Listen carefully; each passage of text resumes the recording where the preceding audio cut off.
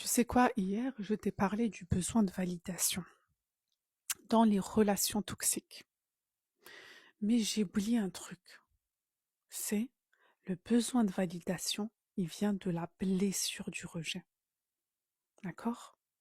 Donc, enfant, tu as vécu la blessure du rejet et l'une des conséquences, c'est ce besoin de validation. C'est quoi concrètement la blessure du rejet?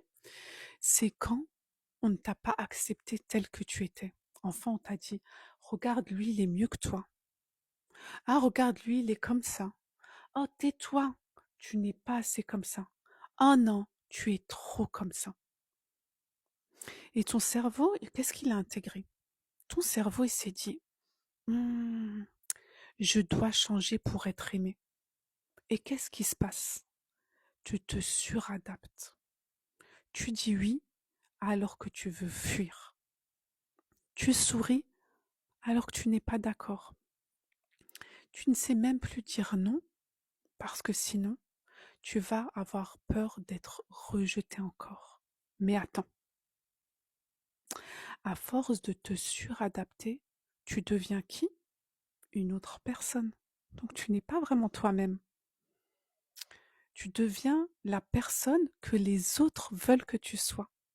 Parce que tu veux tellement plaire et tu as tellement peur du rejet.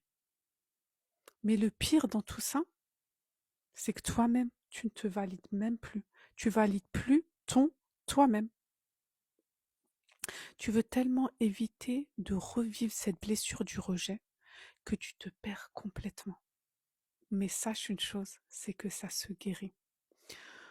Donc aujourd'hui, pose-toi la question, est-ce que je fais ça? Quand tu fais une action, est-ce que je fais ça pour être aimé, pour être validé? Et est-ce que je me respecte en faisant cela? Parce que sache que, en comprenant ta blessure du rejet, tu vas pouvoir continuer à te guérir et tu vas enfin poser tes limites.